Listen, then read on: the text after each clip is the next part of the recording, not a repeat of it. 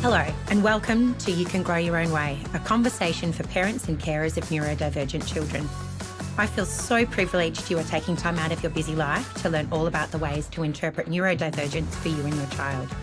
Remember, all advice on this podcast is general and may not specifically apply to your child, so we encourage you to also talk to your GP, paediatrician or specialist to see if what you've learned will help your family.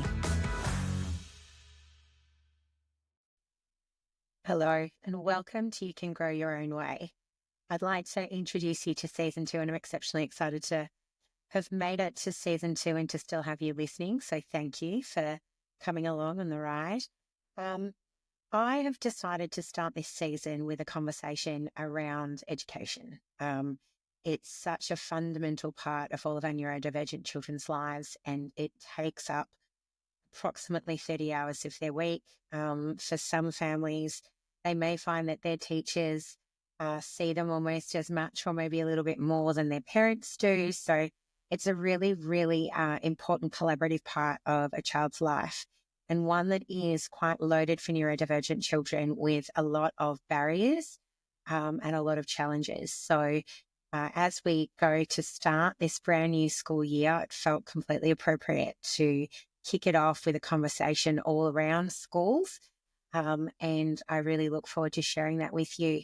I do also feel like it's really important to note here that since recording this conversation, our oldest, Mr. 8, is now no longer mainstream schooling. So after quite a bit of work with the school and some backwards and forwards in regards to our expectations and their expectations and how that was impacting Mr. 8, we've made the decision for him to virtual school. And so commencing in a couple of weeks will be a brand new challenge for us.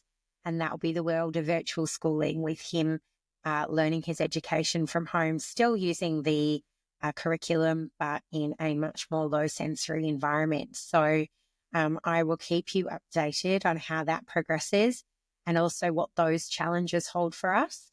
Mr. 6 is still continuing through with school, with mainstream school, and we do expect that Miss 4 will, at this stage, she'll enter mainstream school next year. So an ongoing part of our life. It's just evolved in one particular space. And I guess it really shows that things like schooling are a constant piece of work for parents in terms of advocacy and understanding what it means for our children, and that there is no one size fits all, as you will hear many people say on this podcast. If you've met one neurodivergent person, you've met one neurodivergent person. So good luck on your own journeys out there, and welcome to Season 2.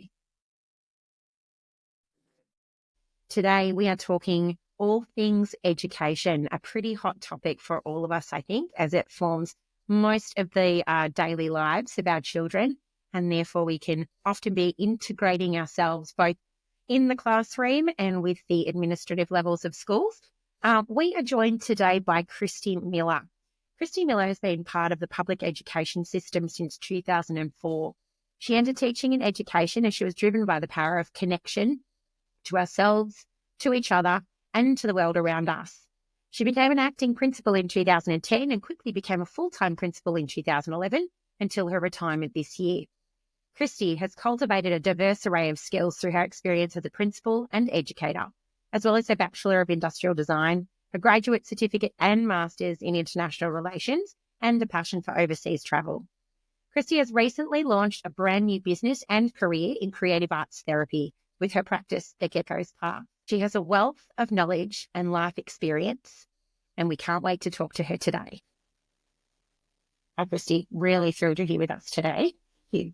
I think it's an exceptional privilege for us to have someone who's actually worked in the education department as long as you have to come and share their experience and personal journey with us. So I'm really, really grateful for your time. How would you define education? So for me, education is about a transference of knowledge while developing objective and critical thinking skills. I certainly don't feel that it's just a download of content. It's really about developing relationships where educational experiences can then flow quite freely. Beautiful. That word relationship is fantastic in that context. And so how do you think this differs from bureaucratic systems' definitions of education? So I think that the bureaucratic definition of education is probably somewhat similar. However, the way that then it actually embodies it is where the difference occurs. So from my experience of working in the education department, it is far more akin to a download of information that we get an empty vessel in, and then it goes down through this nice little runway of grade one, on and on, where they get these perfect little lessons, and at the end you have a similar product. I don't believe that to be. And so how do you think we have this mismatch? I think that there's a lot of factors in that mismatch. One is the constant need to be able to recruit teachers means that sometimes they miss the mark in the way they go about it. So sometimes, and I'm not saying this about all teachers by any stretch, but sometimes that recruitment means that we do get larger influx of people who aren't necessarily as interested in teaching or as interested in actually pedagogical practices behind teaching. So that is one of the issues. We quite often will decrease the enter scores for universities to be able to recruit more people, and then that in turn lowers society's expectation of education and their understanding of what we actually do. So that's one of the issues. One of the other issues, I think, is that for a lot of people that are sitting in reaching and higher jobs in central offices and whatnot, haven't been in a classroom for quite some time. In some instances, not at all. They are heading towards a bit more of a business model where they're actually trying to attract people from business to run education.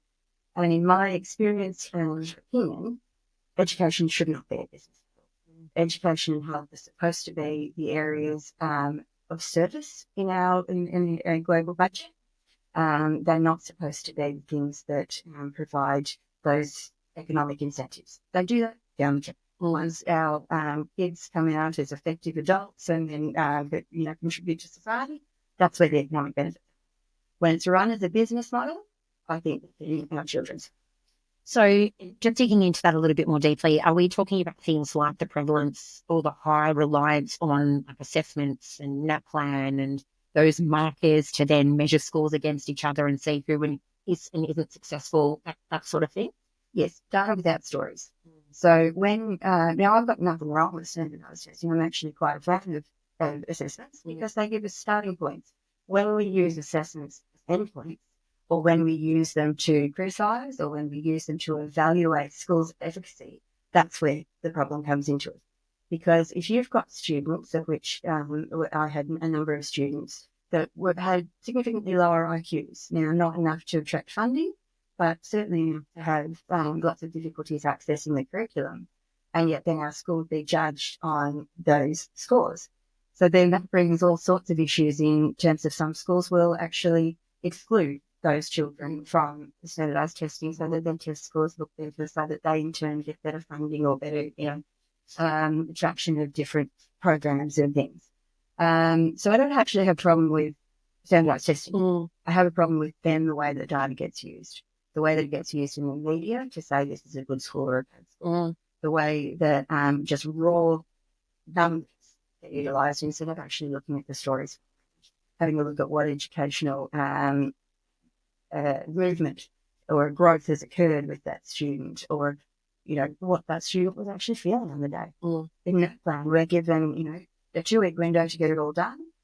Usually you do it all in 3 days, depending on whether you've got absences or whatnot. Now, in those 3 days, you have no idea what those children are coming in. I do. Being there with those students, I know what they're coming in from and how they're feeling on the day. And therefore, I know the students sitting there know that they're not giving their best that day because of this or the other reason. Or that student who usually is a bit more unable to focus or whatnot is then all of a sudden but there's the stories behind all of the data that gets lost. How interesting. And we will talk about this a little bit later when we talk about identifying, what I've classified as gold standard schools in a conversation. But when we're looking at children who have these neurodivergent, there's certain complexities that come with that. When you look at that data, it's so different for what we want to read from it.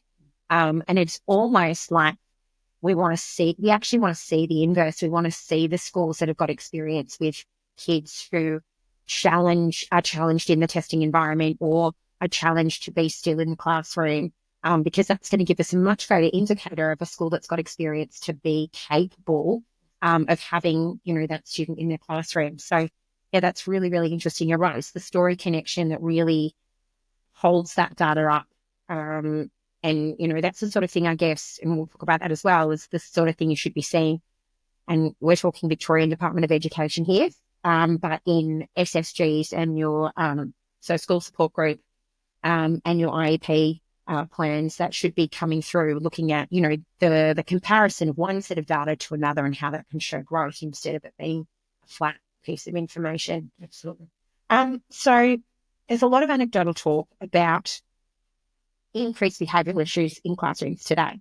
I will say it often comes from a certain generation of teachers that say it, but it is quite said quite frequently that there are more behavioural issues, and that children are more disruptive in classrooms today than they used to be. What are your thoughts on that? 100%, basically. So I've been teaching for 17 years, and in that 17 years, there has been a dramatic shift towards a lot more behavioural issues, yes. And a lot more diverse range of behavioural issues. So we're not just dealing with naughty kids. We are dealing with kids coming to us with trauma, complex trauma, with neurodivergence, which is a massive category in and of itself. It's not, there's a typical little neurodivergent child, they're trying her what to do. Yeah. And then we're putting them all into this space where they're expected to fit in this very narrow little corridor. That doesn't work for the vast majority of students, and therefore that increases behavioural issues. There's also a dramatic lack of pre-service education in how to manage behaviour appropriately.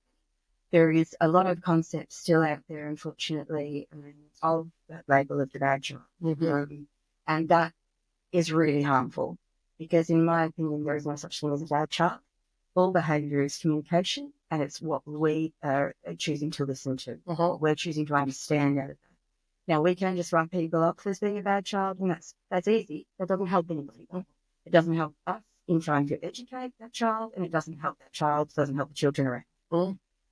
What we need to do instead is really tap into, what is this behaviour actually trying to tell me?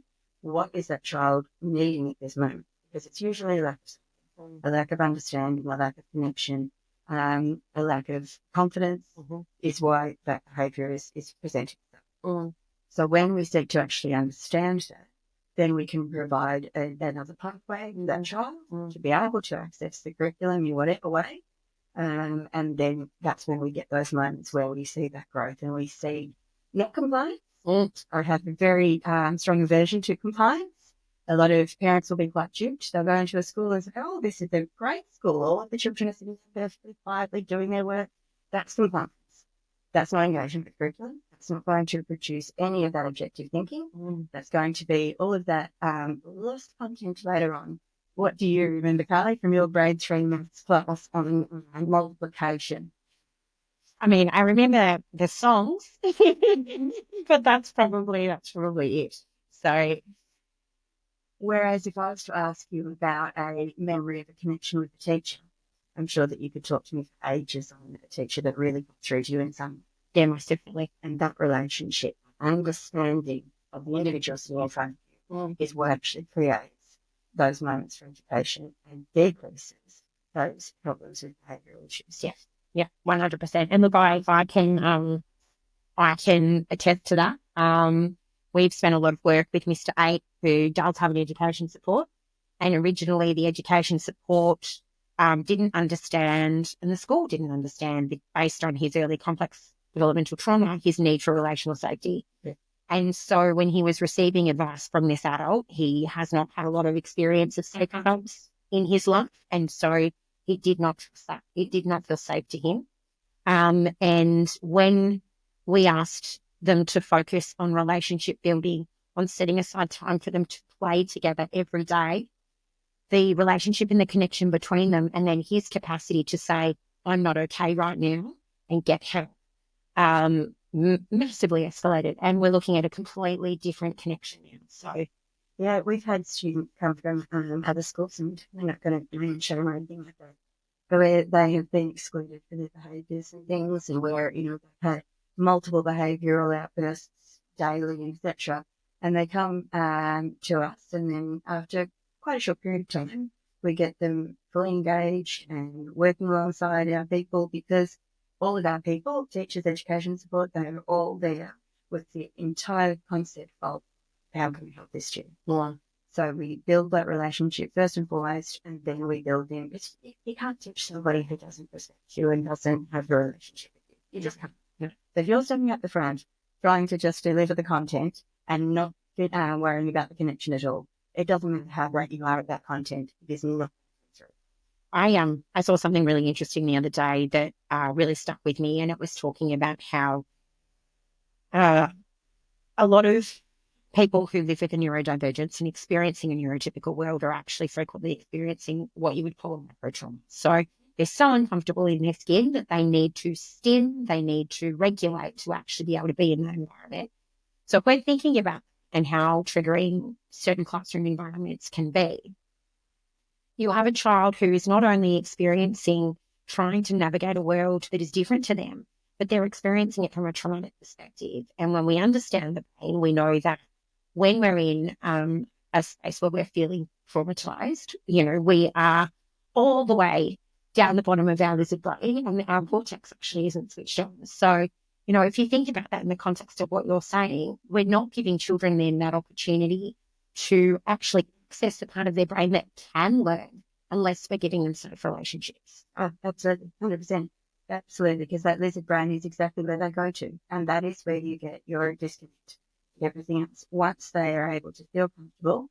And remember, they're coming with all sorts of different stories as well. They might be coming with generational stories of their parents having a really tough time at school. And schools have changed a huge amount since then. But, they'll be coming with this story of, I'm going to be no good at school. School's going to be this traumatic place. So I'm going to be in the principal's office, and the principal has to be this big, scary person. So you have to sometimes break down some of those barriers to begin with, to create that space where they can feel safe. And as you say, come out of that lizard brain and into the rest of it, where all sorts of wonderful things can happen. So in that, what's your ideal classroom? Oh gosh. My ideal classroom, so physically, would have really ready access to outside. So it'd be a real inside-outside classroom, so that the healing properties of nature are just phenomenal. We can see it. I can see it myself, when I'm feeling really frazzled and overwhelmed by something, if I just sit under a tree for a bit, how much calmer I become. I know, like I've done writing tasks where, it's a beautiful spring day, right?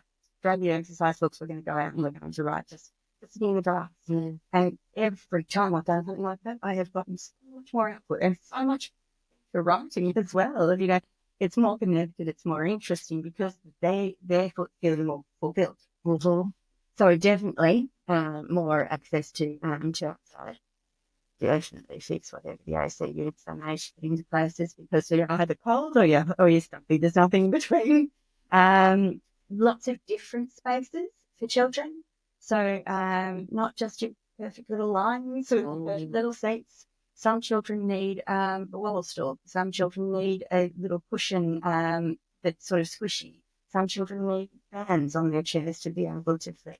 Some children are much more comfortable if they're sitting on their legs, as opposed to having their feet perfectly down the ground.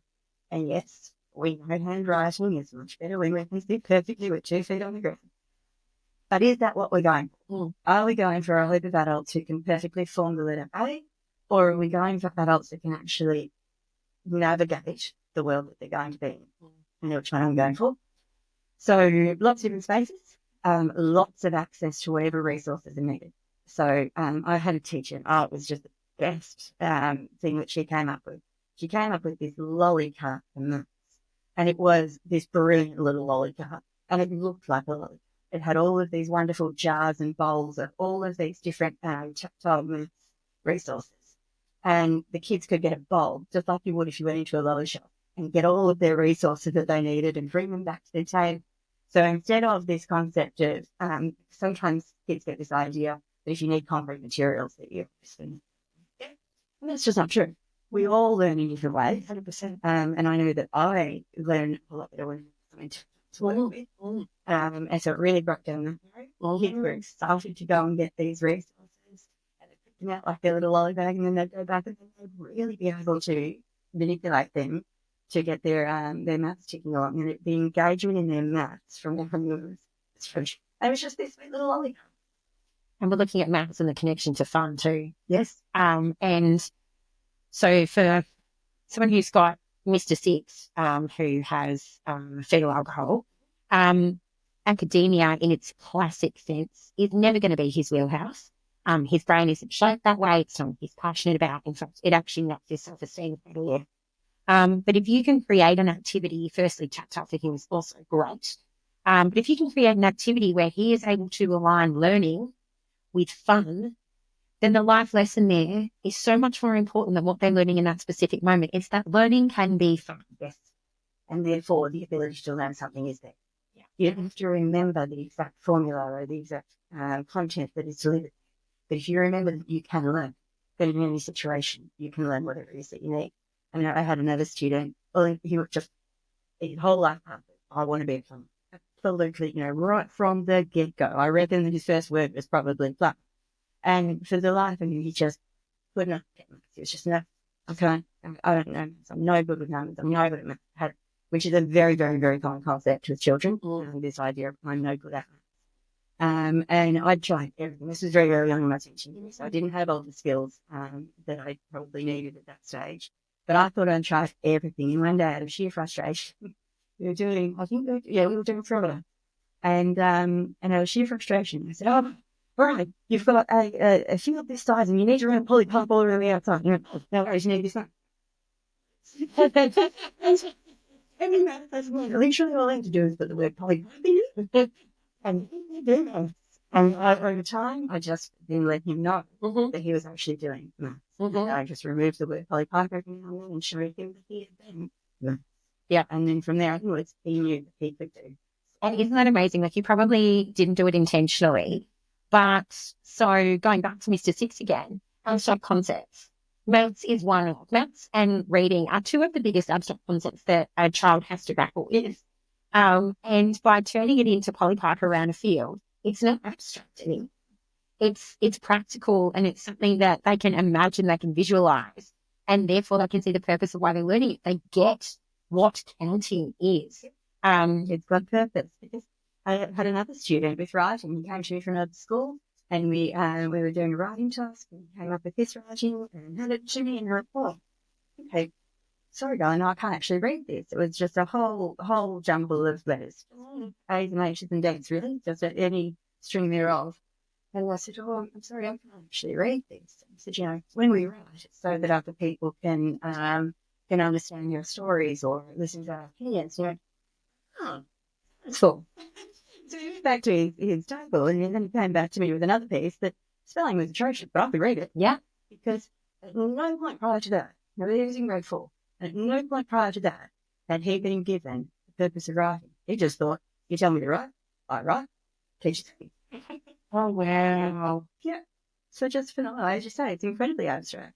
Why does she want me to put these letters down on a piece of paper? That's amazing. That's amazing and so profound. That's just like so profound. So, as parents, it can be really confusing and overwhelming to know how both you and the school can support your child when they're at school. If you want to understand the systems that are available to them in terms of funding and extra help. And so what questions do you think parents should be asking their school? Definitely ask about strategy. Because as I said before, neurodivergence is not a nice little one-size-fits-all thing. It is a huge spectrum. You know your child best at that point in time. There is nobody who knows your child better than you at that point in time when you're going to a school and checking it out for where your child's going to go.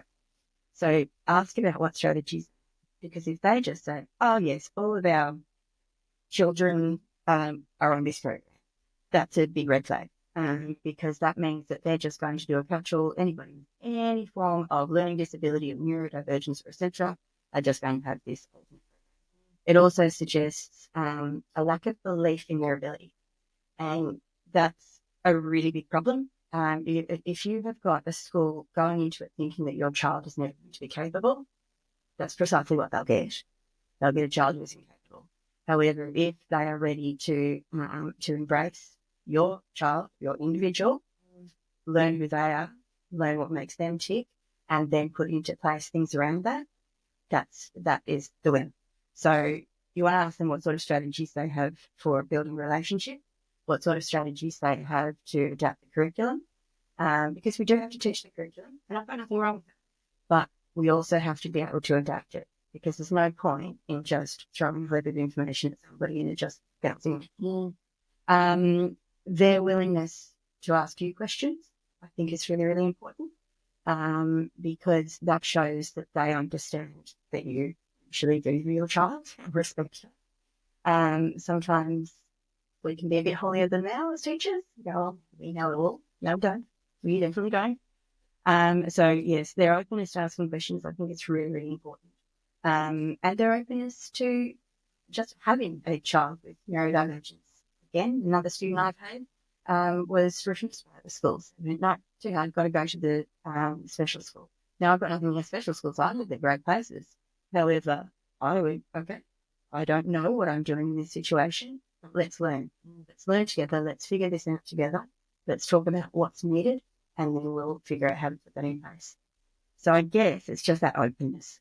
So instead of direct questions, what questions you should ask, I think it's more about if you can actually get dialogue really happening between you, because when you've got that relationship between school and home, when you've actually got it as a partnership, or not working against each other, or when you've got a real partnership, then you're all going to win. And the mention of special schools, I just wanted to put in there as well that funding has decreased for special schools, and enrolments and criteria for enrolments have gotten tighter. So the other thing that falls alongside that is that a lot of our children don't actually have access to be able to attend special schools. Across the board, if you don't have an IQ of less than 70 or below, no matter how high your other support needs or your scaffolding requirements are, you won't gain admission. And so to hear that there are schools out there, look, I suppose the blessing is if they're telling you to go somewhere else, it means that they're not in a position to look after that child. And in a way, that's a win. You can cross that off the list and say, I shouldn't have sent my child there anyway. But it is sad to hear that they're not willing to even start the journey to see how they can. So yes, I certainly found it quite confronting when a parent told me that was their experience. I found that really confronting. My number one piece of advice to all parents is and I never try and sell my school. I'm now retired from the education department. I don't have a current school, but I've never tried to sell my school. What I've always said is go to all of the schools and you will feel the places that feel right. When you speak to the teachers, when you speak to the leadership, you'll feel the ones that actually have got the children's best interest at heart versus the ones that are, I suppose, putting on that sales pitch. Yeah. And so for those who might be in a complicated situation with their school, they're finding that the school, the teacher, aren't understanding their child. From the perspective of a former principal, what would you recommend for a parent who wants to start advocating for their child to actually gain traction?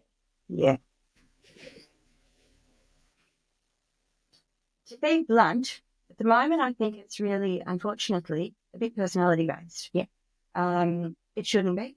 There should be far more education for educators around how to manage these scenarios and the understanding that children are also different. I mean, you have a dinner party here with a whole heap of your friends. You're going to sit around that table and you're going to have all manner of different people that have got different interests, different ways of learning, different ways about going about their life. Yet we seem to think that children are just going to come in as this homogenous blob and come out as this perfect little factory-formed child at the other end of it. So, first of all, definitely try and work with the school team. Try and work with the teacher, trying to get a meeting with all of the adults that work with the child within the school environment, because having the message relayed can be really difficult. A lot of things get lost.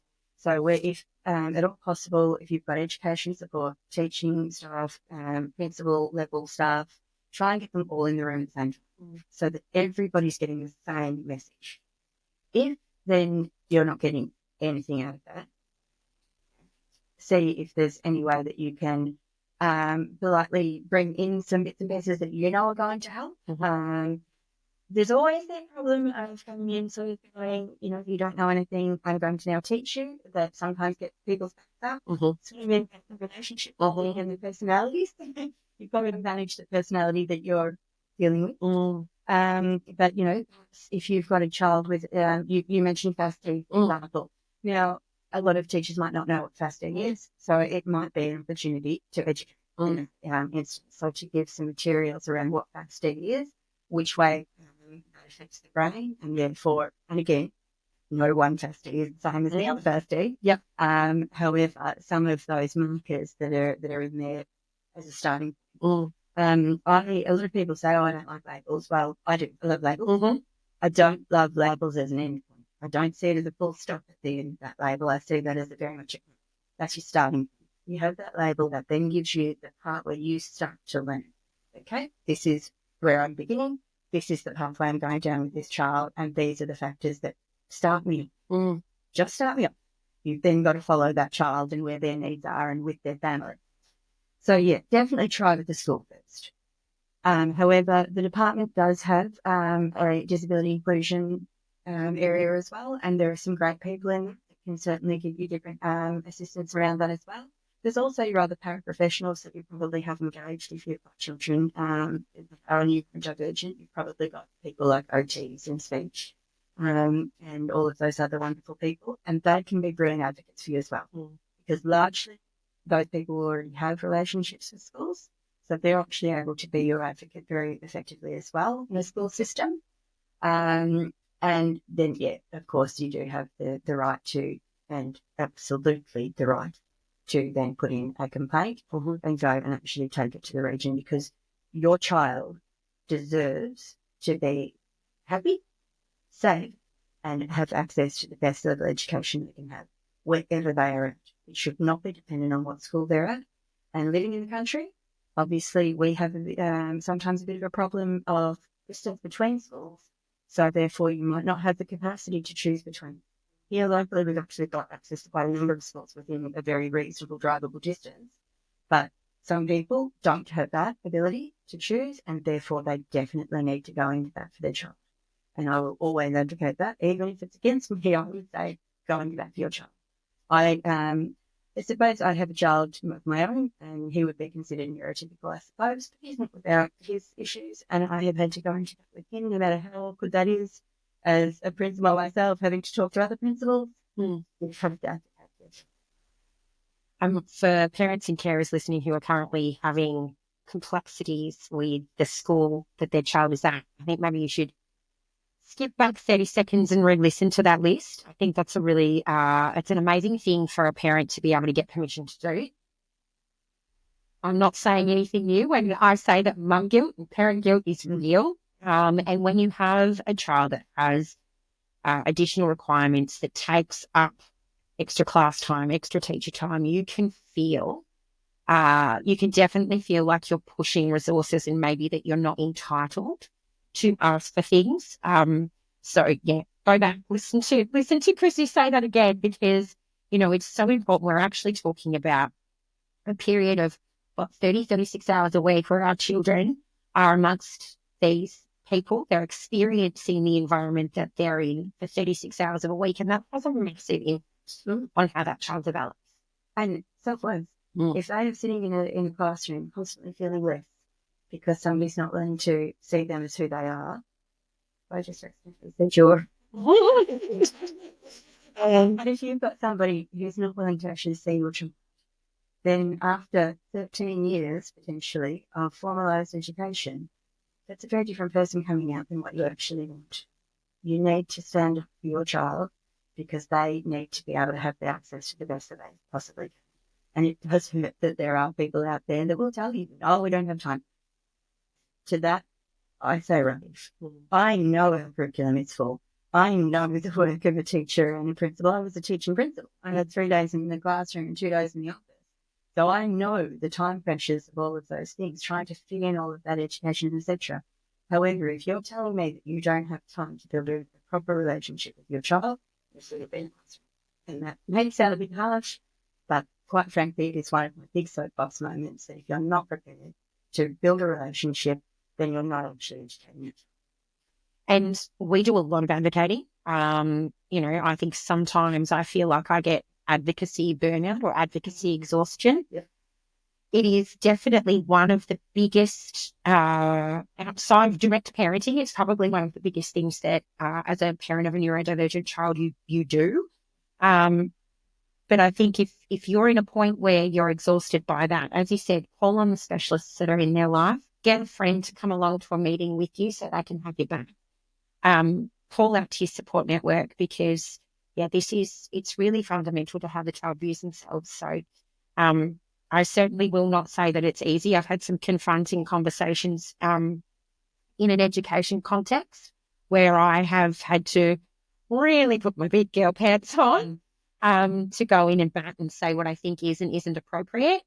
However, you just think that that's going down to the future of how your child believes in themselves. So, yeah. It's a real shame that, that has to happen. In a perfect world, you wouldn't have to for your child because it would all just be there ready to go. And we would understand that we have all of these wonderful little people that need us in all sorts of different ways. But we're not there yet, and therefore that advocacy is needed. And as you say, lean on whoever. I know in one of us, I had a very complex case with a child. And so because the parent was at that point, that advocacy burnout point entirely. And so I actually contacted the pediatrician with their permission. And I then got a meeting with all of so myself and all of the other specialists, not parenting the situation, because this one was to align them to create one stream of information for the parent. So I facilitated that. It was challenging because none of them really wanted to. So that was really difficult, but I tried to get them all onto it and I said, okay, which one of you is now going to be the chairperson of this group, then is the stream of information for the parent, and is the stream of information for the school, because you're now going to coordinate everybody else. And it worked. Yes. Not saying it's going to work every time. Yeah, that's amazing. So taking into account and understanding and being empathetic of the fact that teachers do have so many more complexities that they are dealing with in a classroom in the age we're in now. What do you think are some of the biggest challenges for teachers in a little classroom? I mean, I think it's in your question, the complexity of it, because so at one point I went to a PD about autism, and it gave me the giggles very early on because at that point, and this was quite a while ago, it said that autism was sort of present in around about 1 in 1,000 births. Okay, interesting. At that point in time, I had 13 students in my classroom. 4 of them were autistic. So I well and truly threw those stats off straight away. And just because I had 4 autistic children didn't mean I had 4 perfect little boxes of autistic children. No, I had 4 very different autistic children that had very different needs. So it is that complexity that is the trick to managing it. And then managing social expectations as well. So going back to the behaviour question here, there's a lot of outdated expectations from other parents about the way you ought to deal with behaviours in class. So, we've had parents coming in calling for expulsion of children and etc. And you go, okay, so you're literally asking for a 7-year-old to be removed from education. Now, when they're presented with that question, you usually back off a little bit, but there is this concept of punishment, must be punished. Punitive measures need to be taken against behaviour. I am much more about pathways back, finding a pathway back. So when there has been a behavioural incident, then what we do is we talk it through, we figure out where the issues were, we figure out how we're actually going to come back into it, and then we reintegrate into the classroom. That has been incredibly successful with any of my behavioural students. But then the issue is managing the other expectations. They also have quite high expectation of being given very confidential information about other children, which of course then they're not going to do. Yeah. So that is a real challenge. The level of access parents have got to schools has both been a positive and a negative. Mm. So it is really positive to have parents in the classroom. I always invite parents in the classroom. Love it. Love having them in there for the skills that they can provide. Love having them just for the relationships that they can provide.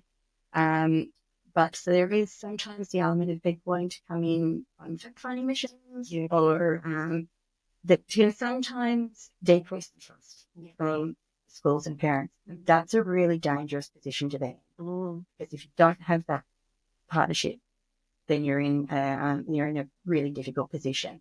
And that trust can be eroded both ways, obviously.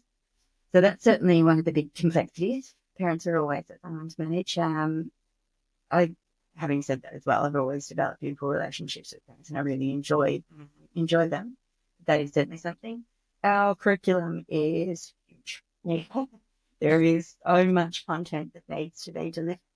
And so you're at this constant sort of balancing of how much time do I spend on the social and emotional learning so that they are accessing the curriculum. But if I spend all of this time on that, and then I don't have the curriculum, but if I just focus on the curriculum, then I'm going to end up with all of these social and emotional issues that I then have to deal with. So there's that constant balance that goes on there. And I still think that our pre-service education is perhaps quite outdated. It's very good in content delivery. It's very good in teaching us how to interpret a curriculum, how to design lessons. But every teacher will tell you that they spend hours to find that not using what they're saying in class 5 minutes. And then there's the other one who walk in and do completely on the fly, and they're like, this is the best thing ever. So, it's really good for that. It's not great at all about the relationship building between staff, between parents, between students. It's not great with behaviour management. So that certainly is an issue that needs to be remedied, and I don't know how to do that because we've been trying. And when you say pre-service education, for those listening, we're talking about sort of university and all of the things you do to become qualified as a teacher. Beautiful. Beautiful. I think it's really important for us to go in when we have these conversations to have that level of context, because we are dealing with, it's not an island, the situation that we're dealing with. And, to have a really great relationship with the teacher, you do also need to see the perspective they're coming from. Oh, can I just jump in one more thing there? Of course. Because we've got teachers of all different experiences. Mm. Yeah. And longevity doesn't just remain skill. We have skills all across the board, from our first year out teachers through to our towards the end of their career teachers. Amazing set of skills, experience, knowledge, etc. But what I would say is, please be really patient and helpful with our graduate teachers, because they're such an amazing group of people coming out wanting to work with our kids. And unfortunately, the burnout rate's huge because of all of these issues we're talking about. We want to keep these people in education. We want to upskill them so that they can manage these things. If we come in or bounce back, then we lose them. Yeah. I think that's a really important point to make.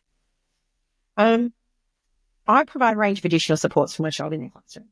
So if we talk about Mr. Six, he's a really great example because he's a physical regulator. So he's got a peanut ball for his chair, he has TheraBands, he's got a mini tramp, we've got a whole range of things for him. What do you think are useful tools that a parent can offer to provide to help their child feel more comfortable in their classroom? Sure. Again, 100% individual, because again, your child, you just told me that, as you say, Mr. Six is physical, so he needs those physical things. Not everybody is physical. Some people need. One guy that's reading, at home, he'd always pet his dog while reading, and that was how he could focus. So at the time I couldn't provide a dog, but what I could provide was a little patch of feature on his skin. So as he was reading, he just fur. Again, in a perfect world, you wouldn't have to provide anything. All of those resources would be there. We'd all be retrofitted beautiful schools that have all these wonderful things at our fingertips. But basically, it's around what your child needs and what's going to help them. Some of the more overt things, some of the noisy, really noisy fidget spinners can be really difficult because obviously they can actually offset some of the sensory issues around noise and etc.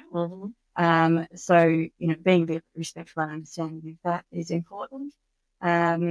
But yeah, I mean, you know what your child needs, and hopefully your teachers are able to work with you in that. I guess, if they need that, we can provide this in this way. Again, just trying to work with the classroom and your knowledge of your child. Excellent. So I feel like this is a big one, but I'm going to ask it anyway. What do you think are 3 quick wins a school that wants to improve how it engages with neurodivergent children could make right now? So, Australian Childhood Foundation have got some excellent resources around trauma, and you'll find that a lot of neurodivergent children have got trauma in their family. They have got some absolutely brilliant resources. So it used to be whenever a teacher started with me, or actually, sorry, not a teacher, whenever a staff member started with me, my school, the first thing that they do was do the making spaces for learning. It was an Australian Childhood Foundation to give them an understanding that this is not just a behavioural choice, that there is actually neuroscience. So to completely reframe it. So anything you can do, that's the big one win. Anything you can do to reframe the concept of a bad child into being a behaviourist communication is number one. Number 2 is really analyse your space. Go into your classroom and really analyse it. Have you got a Pinterest perfect classroom? Cool. Promise you kids aren't relating to that.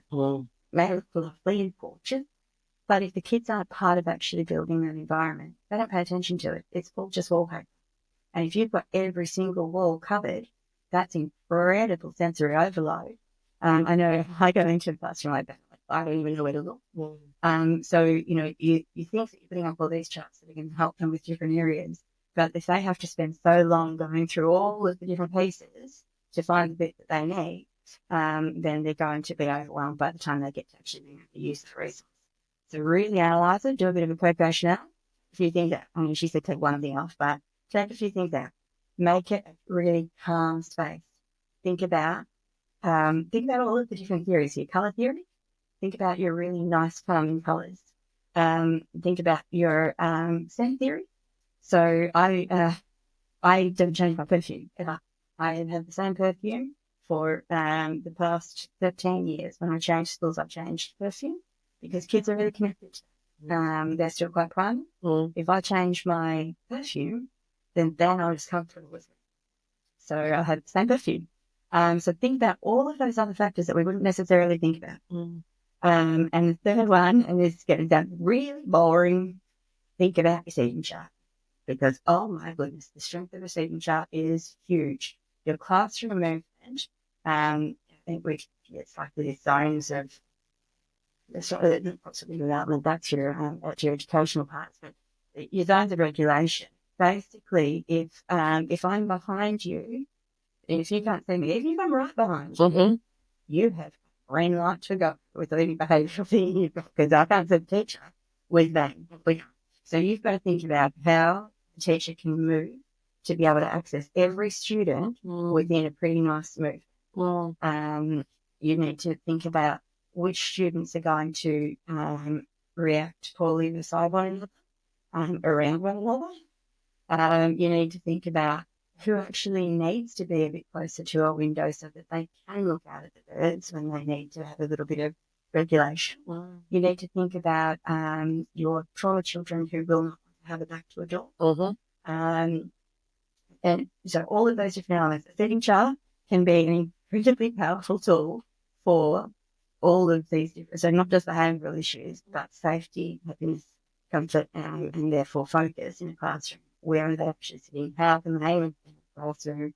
And how do you move around the classroom? If you have this lovely image of in your head when you were 5 and you put all of your teddy bears in a nice row and you stood up in front of the blackboard, yeah, So you don't think about how your classroom actually is. If you just want to sit at your desk and be, the proper little teacher sitting at the desk, if I had my way, I wouldn't have a single teacher desk in the classroom. Because you should be up and moving amongst the kids.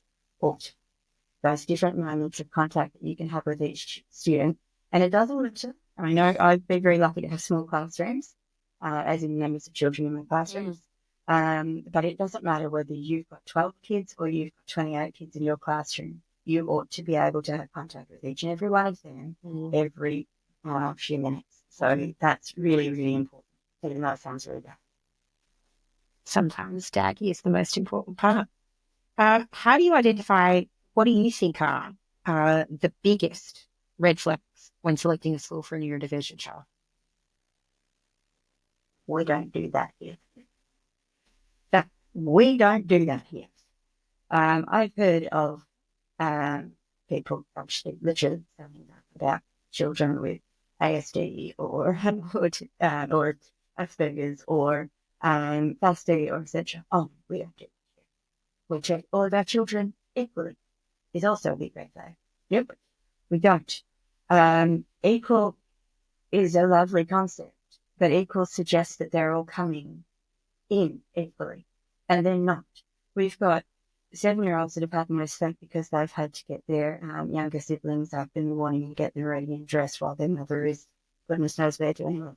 We've got children that are coming in already completely sensory overload.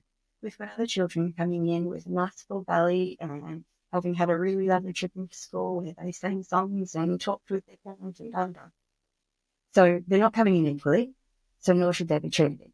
They should be treated with equity. So we always said at school, fairness isn't getting the same. Fairness is getting what you need to succeed. And so we've never had a problem with kids going, oh, but why did they get? So you said that number 6 has got a they've got a traveling. Yeah. A lot of other kids would be like, oh my God, that's awesome. That's really and how they manage that in there, I don't know. But in our instance, that would be, yes, that's what they need to succeed. And that's all we have to say to kids. So, there's always this concept again, parents will come and say, it's fair. No, it is, because fairness is everybody getting what they need to succeed. Your child needs this, and we deliver that. Your child needs this, we deliver that. Those aren't the same thing. So, So if they say, oh, yes, we treat everybody equally, that's a big red flag for me. And as I said earlier, compliance. If you've just got everybody sitting perfectly, they're sitting there out of fear, whatever that may be. Whatever way that they've instilled that fear, I don't know. But if they're just sitting there perfectly and complying, they're not engaged in the curriculum. The other one is a one-size-fits-all. Though, when I started, it was 5 minutes on the step, no matter what you did. Which means you could have belted somebody in the head, or you could have just forgotten to put your hand up in class to ask a question, and you're sitting there for 5 minutes on the step at recess. And exclusion is never a good idea. Whatever you can do to minimise exclusion. I know there'll be some schools that say, oh, no, because of this, your child won't be able to attend excursions, unless you provide somebody to go with them or etc. That shouldn't be. All children should have access to all of the curriculum in the way that they need. So exclusion for me is a really, really big red flag. So if there's lots of exclusion, same with the standardised testing as I was talking about earlier, exclusion from that for me is also a red flag. That's just trying to get good in everything else. That's not the benefit of the child at all. Because you can make those really lovely. You can make it relaxing. You can make it work for everybody. It doesn't have to be a horrible experience. So yeah, those. Beautiful. And so on the flip side, gold standard. Gold standard would be these just absolutely beautiful, calm classrooms that had all of these resources already there. Every classroom, in my opinion, should have an education support staff. Every single classroom should have a teacher and an education support. That's the way we've run the school for the last many years. I remember how long ago we instituted that as a policy, but it has just been worth its weight in gold. Then any funding that comes in on top of that, we increase our education support. But every classroom, regardless of funding, has got a teacher and education support. And that is just phenomenal because that doubles your ability to access every child in every lesson. You've got 2 adults in there, so no matter what is happening, students have got 2 points of contact with a positive adult. Everybody would be trained in trauma. Everybody would be trained in appropriate behaviour management techniques, not punitive. It should never be about punitive. It should be about development. And then I suppose the real gold standard would be leadership that deeply believes in students. I've always had a policy in the staff room: we are not allowed to speak about children in horrible, harsh terms, because if you say that in that classroom, you walk out there and it is written all over you. And that just degrades the relationships. If you can, we get frustrated, of course, and there are moments where, oh, this child is giving me a hard time. Not this child. I'm having a hard time with this child. It's a complete reframe. So that would be my gold standard. There's amazing classrooms, teacher education support with all these beautiful resources and lovely calm spaces with multiple different areas for different things. Leadership that deeply believes in the heart gold of each child, because there is one in them. Sometimes it's very deep, but there is one in there each time. Amazing. I want to go there. Sounds fantastic. I went to school in the 80s and early 90s, and certainly wasn't that. It was hot classrooms, sitting in rows, and no one was allowed to speak. So, as parents and carers of neurodivergent children, what can we do as a collective, as a cohort, to demand better advocacy for our children and those schools who are trying to do the best things for our kids? Yeah, look, that's a really, really tough one, because at the moment there aren't really any avenues for that. So it is a really tough one, because we need to have some of that high-level change going on. However, it's very closed system at the minute. There isn't any direct streams. So I don't know, to be perfectly honest with you. It is definitely an area that is needed. But how that happens, I don't know, because our world is changing. Our children are changing hugely. When I first started, it used to be, okay, your instruction time in classroom is 5 minutes plus their age. So if you've got prop students at 5 years of age, then you've got 10 minutes for instruction time at max. Right? Nuts. That's the absolute end point. Now, no way. You wouldn't be able to do that. You need your instruction time to be quick and then in. So our children are changing. Our world is changing. It's a very different zone to when we were at school in the 80s and 90s, as you said. And we need to adapt to that. Yet I still think our decision makers, our policy makers at the top, are still fairly traditional in their concepts around this. So somehow or other, we need to get that advocacy out there into that top level. That's what I tried to do with my career. I felt pretty well thwarted with it. So I was a network chair, and I thought, if I get myself at those tables, I will be able to start having those higher level conversations. And I had those higher level conversations. And I was raised up by those people, as well as, what you're doing is fabulous.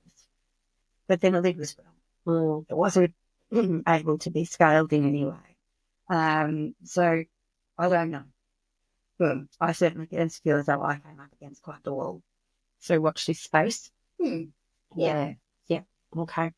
Maybe if we've got some letter writers in our collective who are listening, we can maybe start getting the word out there to some ministers in terms of how we're feeling about what's going on. Absolutely. I mean, public school versus private school funding is always a problem. If we were adequately funded, and you wouldn't have to provide that there. Yes. Yep. Definitely. I'm going to ask this question because I think it's something that parents struggle with sometimes. Making the choice to leave a school can be really, really difficult. When do you think a parent should vote with their feet? Well, you're right. It is incredibly difficult. And I waited too long. My child was absolutely distraught. So take my advice and do it earlier. Yeah. When you just feel that you are completely and utterly not being listened to, listening is the base level. you should be able to expect. And if you're not even being listened to, if you're being walked out the door, if you're getting the sense of an eye roll, it might actually be an eye roll, but every time you speak, you hear the eye roll in the voice.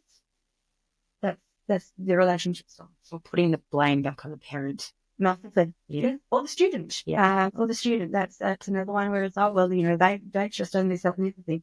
Okay, what are your strategies for managing it? And if they can't give you a single strategy, they're just saying, no, they've got to do this. You've got to do this, they've got to do this. That's a really big sign that you're probably not going to get anywhere. Changing schools can be really problematic, especially for children on any of those scales of neurodivergent, because we know academically it can put the students back about 6 months because they have to focus on the social development when they go to a new school. So they're less able to focus on their academics. However, if they are staying in an area that is really not okay for them and their needs, that's putting them even further. Yeah. So I don't advocate moving schools. However, I have moved my own child. And I have accepted enrolments of a lot of children. As we often get a lot of children later. So we don't necessarily start with many groups. Then all of a sudden we fill our ranks later on. And it is nearly always because they felt that they're not being listened to. As I said earlier, parents know their child best. If the school is completely unwilling to admit that or accept that a parent has got good information about their child, then that's a pretty clear indicator that that's not the space you're being. I wanted to finish on a positive because I think that education can also be an amazing space for a child to flourish and discover themselves and a passion for learning. So I want to know, what is your favourite thing about when you see a neurodivergent child thrive at school? You won't be the first person who's cried on here, don't worry. Honestly, so I've had so many beautiful stories over my time that just, I was incredibly lucky. Within my first 6 months of teaching, I managed to get a story that has been able to sustain me throughout my entire career. It was a Korean kid, and he had been told his whole life that he wouldn't amount to anything. And so I only had him for a very short space of time, but I worked with him about choices. I just kept talking to him about choices, that we've got choices in every situation. Now, I know Ben Curry isn't neurodivergent, but I'm just talking about, all of the different children that we encounter in our lives. And off he went to high school, and he started off with a bit of the bad crowd and whatever else. And then he made a choice, and he started to develop relationships with some other kids, and he started to be more engaged in class and essential. And at one point, one of his high school teachers said to him, "What's going on?" I'm like, "This choice." That has sustained me through all of the tough days of teaching, to go, no, you can get through to all of these kids, and you can be a positive force. In some cases, you're the only positive that these kids have got. One of the ones that's definitely cry. I was having a really difficult time with my class. I had a lot of children with huge amounts of needs, really complex group. And just every day felt like a huge slog. I was just going in. Everything I was doing was behaviour management. There was barely any actual teaching going on. And I was feeling really drained, and I wasn't feeling like myself. I wasn't feeling like I was teaching the way I want to. I wasn't feeling like I was connecting. So I went home and I wrote a letter to each and every one of my students. In the first part of the letter, said all of the things that I loved about as that individual. So it was 19 individual letters. Yeah. So for each individual, all the things I loved about them as a person. And then the last bit was the things that I hoped for them, the dreams I had for them.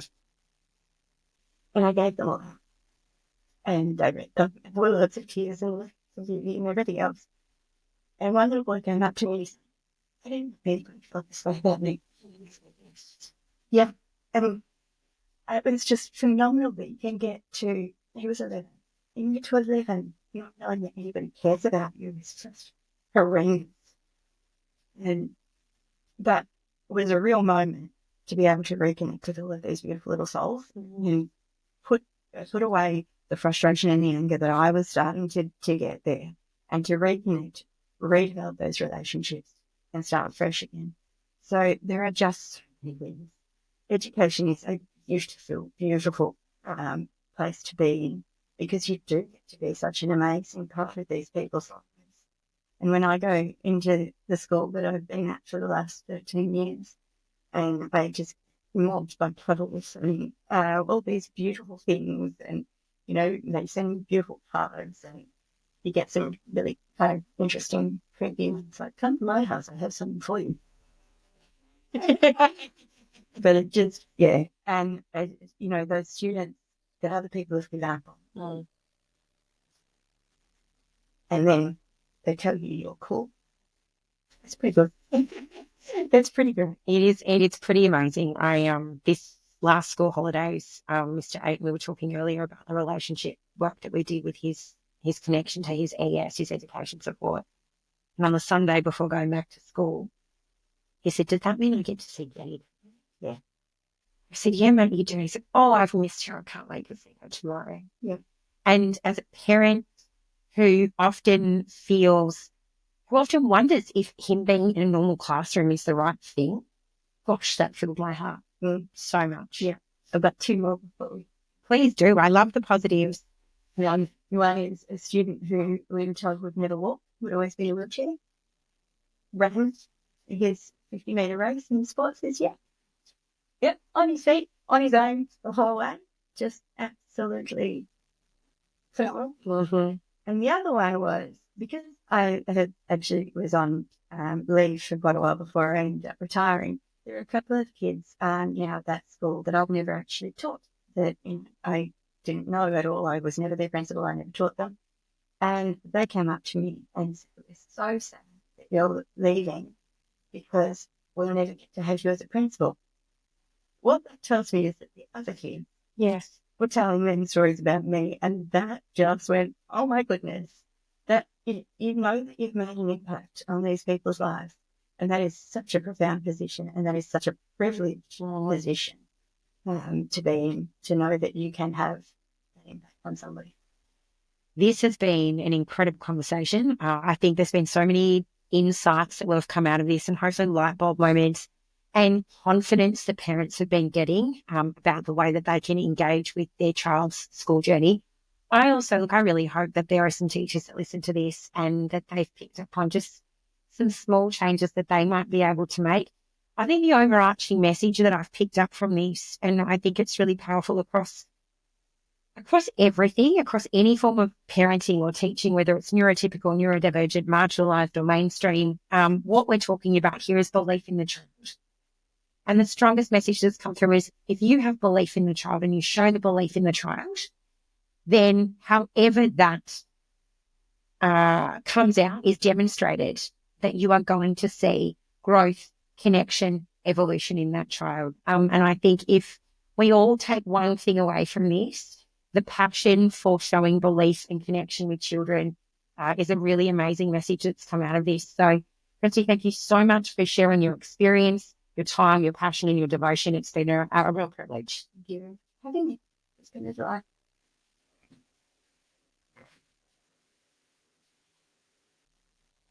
Bye-bye.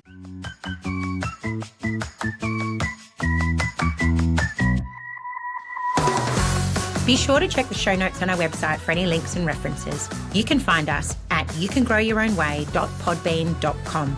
And if you found this episode helpful, we would love you to help us get the word out. You can share the podcast, tell a friend, and be sure to click the follow or subscribe button so you can access all our new episodes. You can also find us on Facebook and Instagram, where we would love to connect with you. You Can Grow Your Own Way recognises Aboriginal and Torres Strait Islander peoples as the first peoples of this place, now known as Australia. We're coming to you from Jabberung, Jawajali and Wadawurrung country, the country of our guest speaker, and from wherever you are listening. We respect the elders of the past and present, and we share our friendship and kindness.